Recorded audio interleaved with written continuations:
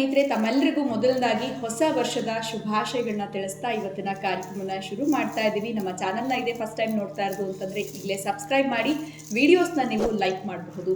ಪ್ರತಿನಿತ್ಯ ಹಲವಾರು ವಿಚಾರಗಳ ಬಗ್ಗೆ ಮಾಹಿತಿ ಮಾರ್ಗದರ್ಶನ ನೀಡ್ತಾ ಬಂದಿದ್ದೀವಿ. ನಿಮ್ಮ ಜೀವನದಲ್ಲಿ ಅನೇಕ ರೀತಿಯಾಗಿರುವಂತಹ ತೊಂದರೆಗಳು, ಕಷ್ಟಗಳು, ಸಮಸ್ಯೆಗಳಿದೆ. ಇದೆಲ್ಲದರಿಂದ ಕೂಡ ಹೊರಗಡೆ ಬರಬೇಕು.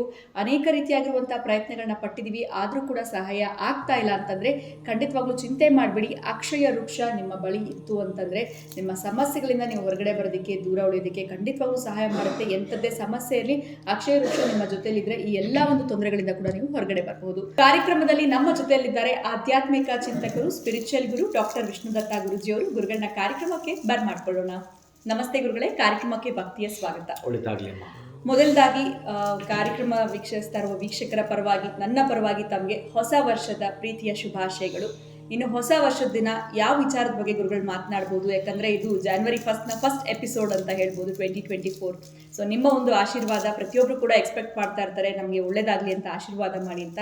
ನಿಮ್ಮ ಒಂದು ಬ್ಲೆಸ್ಸಿಂಗ್ಸ್ ಯಾವ ರೀತಿ ಇರುತ್ತೆ ಅವ್ರ ಮೇಲೆ? ಓಂ ವಿಶ್ವಸ್ಮೈ ನಮಃ.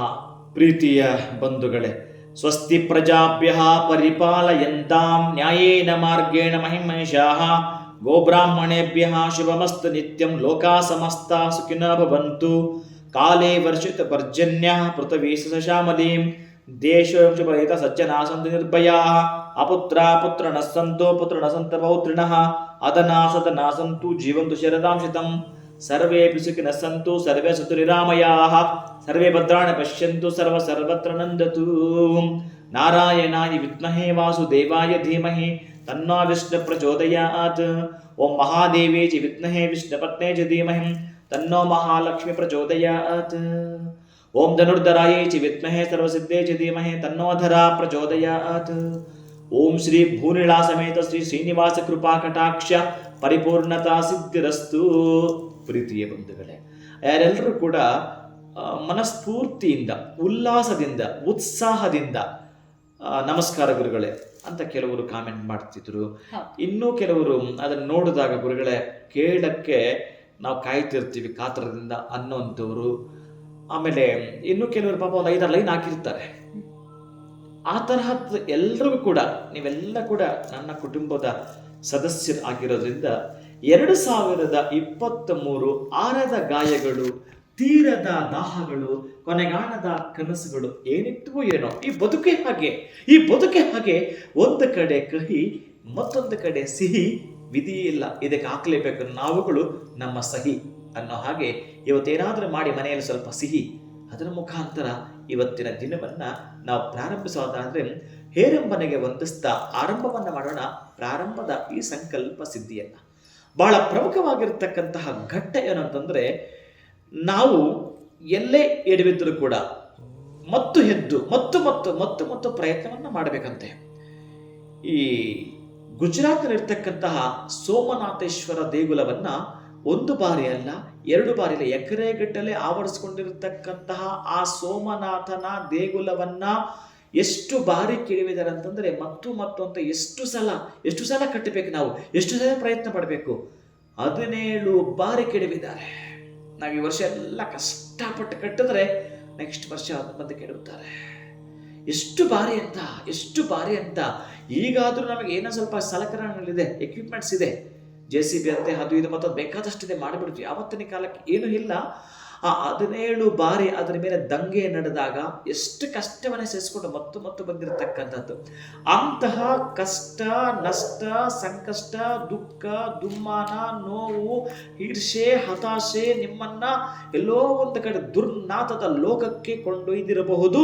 ಬಹುಶಃ 2023 ಗುರುಗಳೇ, ನೀವು ಹೇಳಿದಾಗ ನಾನು ಕೇಳ್ತೀನಿ. 2024 ನಾನೊಂದು ಅಚೀವ್ಮೆಂಟ್ ಇಟ್ಕೊಂಡಿದ್ದೇನೆ, ನಾನೊಂದು ಗೋಲ್ ಮುಟ್ಟಲೇಬೇಕು ಗುರುಗಳೇ ಅನ್ನೋರು. ಪ್ರೀತಿಯ ಬಂಧುಗಳೇ, ಯಾರು ಎಲ್ಲಿ ತನಕ ಅಂತಂದ್ರೆ ನಾವು ಸಾಧಿಸೋ ತನಕ ಬಿಡಬಾರ್ದು. ಈಗ ಎಷ್ಟು ಸಲ ನಾವು ಫೇಲ್ ಆಗಿದ್ರು ಕೂಡ, ನಾಪಾಸ್ ಆಗಿದ್ರು ಕೂಡ ಉತ್ತೀರ್ಣ ಆಗಲೇಬೇಕು ಅನ್ನೋ ಛಲದಂಕ ಅಮಲರಾಗಬೇಕು. ಈ ದಿನ ಇರ್ತಕ್ಕಂತಹದ್ದು ಸೋಮವಾರ 1/1/2024 ಸಂಖ್ಯೆ ಅಂತ ತಗೊಂಡಾಗ 8 ಬರುವಂಥದ್ದು. ಇನ್ನು ಕೊನೆಯದಾಗಿ ಇರ್ತಕ್ಕಂಥ ಸಂಖ್ಯೆ ತಗೊಂಡಾಗ 6 ಬರುವಂಥದ್ದು. ಒಟ್ಟಾರೆ ಕಾಂಬಿನೇಷನ್ ಅನ್ನು ಕೌಂಟ್ ಮಾಡಿದಾಗ ಯಾರು 2023 ಆಸ್ತಿ ಪಾಸ್ತಿ ಮಾಡಬೇಕು ಅಂತ ಕನಸು ಕಟ್ಟಿದ್ರು, ಕಟ್ಟಿಟ್ಟ ಬುದ್ಧಿ ಬರೆದಿಟ್ಕೊಳ್ಳಿ, ಮಾಡ್ತೀರಿ. ಸೈಟ್ ತಗೊಳ್ಬೇಕು ಗುರುಗಳೇ, 100% ಮಾಡ್ಕೊಡ್ತೀರಿ. ಮನೆ ಕಟ್ಟಬೇಕು ಗುರುಗಳೇ, ಮಾಡಿಯೇ ತೀರ್ತೀರಿ. ಗೃಹ ಪ್ರವೇಶಕ್ಕೆ ನನಗೆ ತಿಳಿಸಿ, ಬಹಳ ಬ್ಲೆಸ್ಸಿಂಗ್ಸ್ ಮಾಡ್ತೀನಿ ಇಲ್ಲಿಂದಲೇ.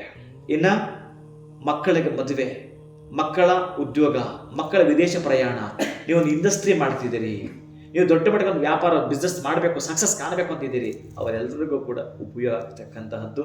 ನಮ್ಮ ಜೀವನವೇ ಹಾಗೆ, ಬಹಳ ನೊಂದಿದ್ದೀವಿ. ಎಲ್ಲೋ ಒಂದು ಕಡೆ ಆಶಾದಾಯಕವಾಗಿರ್ತಕ್ಕಂಥದ್ದು, ನಾಳೆ ನಮಗೆ ಬಹುಶಃ ಒಳ್ಳೆಯದಾಗಬಹುದು, ನಾಳೆದಾಗಬಹುದು ಅಂತಕ್ಕಂತಹ ಭರವಸೆಯ ಬೆಳಕಲ್ಲಿ ನಾವಿದ್ದೀವಿ. ಯಾವುದೋ ಒಂದು ರೀತಿಯ ಕಾರ್ಗತ್ತಲು ನಮ್ಮನ್ನು ಆವರಿಸಿ ನಮ್ಮ ಜೀವನವನ್ನು ಬಹುಶಃ ತುಂಬ ಅಮಾವಾಸ್ಯೆಯ ಕತ್ತಲು ಮಾಡಿರ್ಬೋದು. ಎಷ್ಟು ಜನ ಈ ಅಮಾವಾಸ್ಯೆಯ ಕತ್ತಲ ಒಳಗೆ ಇದೀರೋ, ನಾನು ಹೇಳ್ತಕ್ಕಂಥ ಈ ರೆಮಿಡಿ ಅಮಾವಾಸ್ಯೆ ಕತ್ತಲೆಗೆ ಭವ್ಯವಾಗಿರ್ತಕ್ಕಂಥ ಹುಣ್ಣಿಮೆ ಬೆಳಕು. ಆ ಹುಣ್ಣಿಮೆ ಬೆಳಕನ್ನು ನೀವು ವೆಲ್ಕಮ್ ಮಾಡ್ಕೊಳ್ಬೇಕಾಗತ್ತೆ.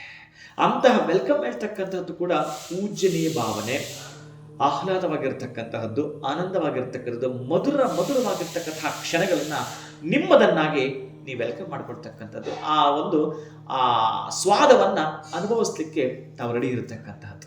ಅಂತಹ ಈ ಸೋಮವಾರ ಚಂದ್ರನ ದಿನ ಬಿದ್ದಿದೆ. ಚಂದ್ರನ ದಿನ ನಮಗೆ ಈ ಹೊಸ ವರ್ಷ ಪ್ರಾರಂಭ ಆಗಿರೋದ್ರಿಂದ ನೀವು ಇವತ್ತು 4 ಬಿಳಿಯ ವರ್ಣದ್ದು ಚೆನ್ನಾಗಿ ನೆನಪಿಟ್ಕೊಳ್ಳಿ. 4 ಬಿಳಿಯ ವರ್ಣದ್ದು ಯಾವಾಗಲೂ ನಾವು ಬಳಸ್ತೀವಿ, ಯಾವಾಗಲೂ ನಾವು ಬಳಸ್ತಾನೆ ಇರ್ತೀವಿ.